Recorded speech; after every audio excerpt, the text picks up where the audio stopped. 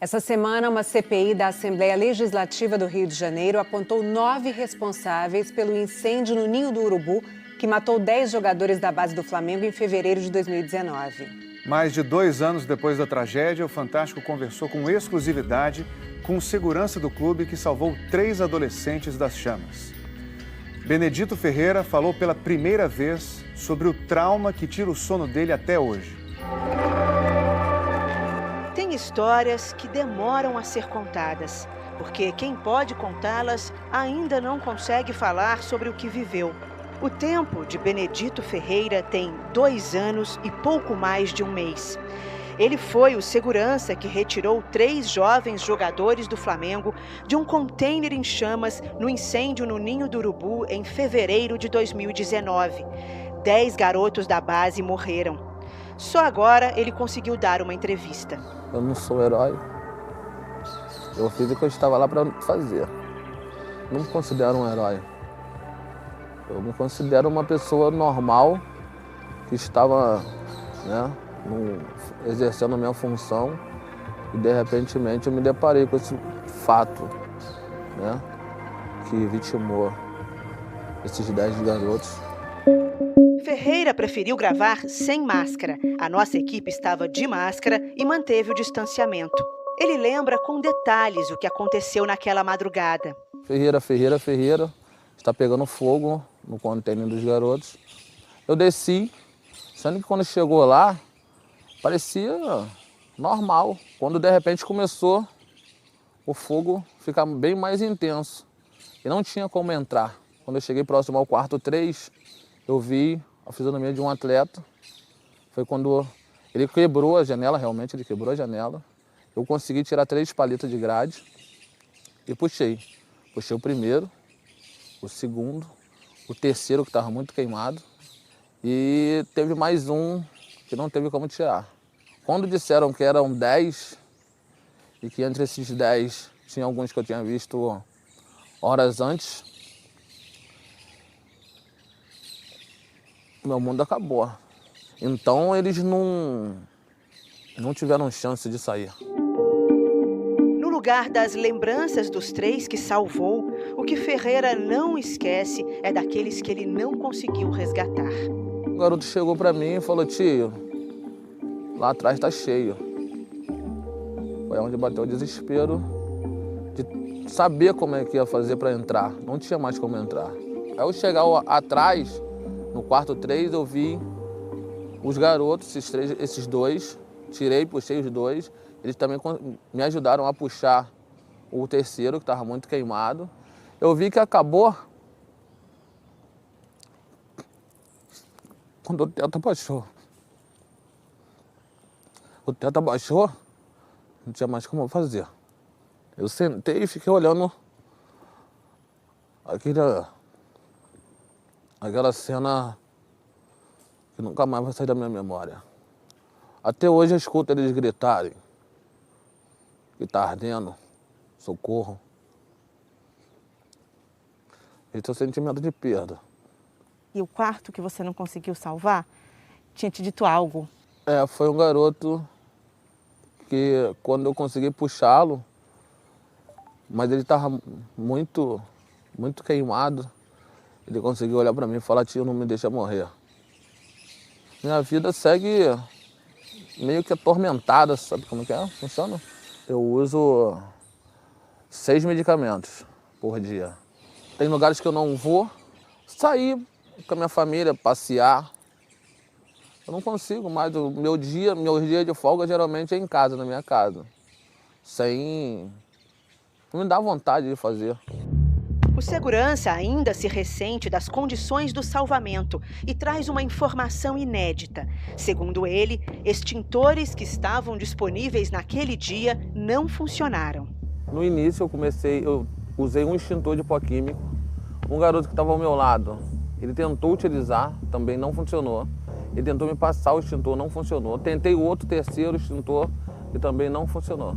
No depoimento que deu à polícia no dia do incêndio, Ferreira mencionou que usou 2 extintores para tentar apagar o fogo e que depois pegou mais 3 extintores, mas não relatou que alguns deles não funcionaram.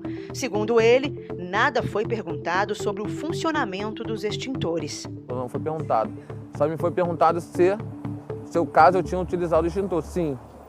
Em nota, o Flamengo diz que os pontos levantados por Ferreira na entrevista narram uma visão pessoal dele, que não encontra amparo nos fatos, na lei e muito menos no inquérito criminal. E que prova constante do inquérito demonstra que todos os extintores estavam no prazo de validade, devidamente revisados e carregados.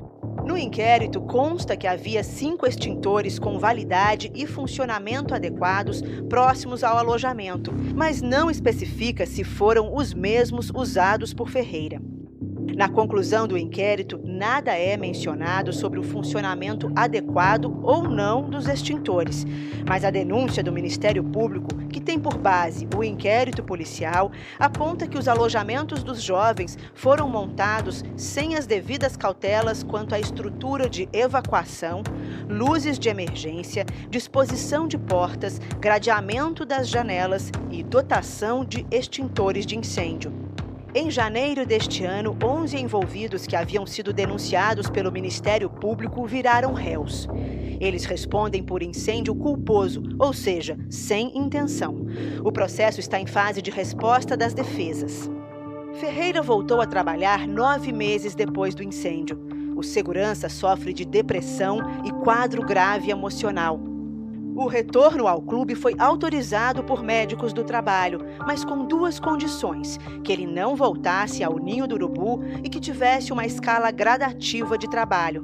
Segundo Ferreira, o clube impôs restrições adicionais às recomendações médicas. Você não pode ter contato com a imprensa, você não vai poder ir a jogos que tenha torcida, você não vai poder ter contato com certas pessoas que circulam pelo clube, inclusive alguns conselheiros, e ficar, andando muito pelo clube. Você tem que escolher um lugar, você fica lá e pronto. Segundo o Flamengo, o funcionário pediu para ser transferido para a Gávea, pois não gostaria de retornar ao Ninho do Urubu e foi prontamente atendido. E que nenhum funcionário do Flamengo foi impedido de circular pelo clube e tampouco proibido de falar com ninguém, muito menos com a imprensa. A restrição de não fazer atividades extras, como os jogos do profissional, por exemplo, segundo o segurança, diminuiu a renda dele. O que eu fazia antes, eu não faço um terço hoje. Segundo o clube, não houve perda de salário. Com a proibição do público nos estádios e outras atividades presenciais, o extra que era obtido deixou de existir para a maioria das pessoas que trabalhavam nesses eventos. O Flamengo custeou e ainda banca todos os tratamentos de Ferreira, além dos remédios. O clube e o funcionário também acertaram uma indenização que, por questões de confidencialidade, não pode ser revelada. Há 7 meses, ele foi transferido para o museu, na Gávea, espaço de memória das conquistas, mas também onde está a única homenagem às vítimas do incêndio. É lá, sentado numa cadeira, próximo às camisas dos jovens que morreram, que ele cumpre um ritual que vai de 11 da manhã às 5 da tarde. Lá eu vejo 10 camisas e todas as vezes que eu entro lá, é a primeira coisa que eu olho, eu rezo para que eles tenham um descanso, que Deus acolha eles e deixe eles em paz, porque foi doloroso. Ferreira nunca falou com os meninos que salvou, nem com os pais das vítimas. As famílias que perderam o seu maior bem, que é um filho, eu pediria desculpa por não ter conseguido. É isso. Eu pediria desculpa, porque eu tenho como uma falha. Isso aí vai ser pro resto da vida.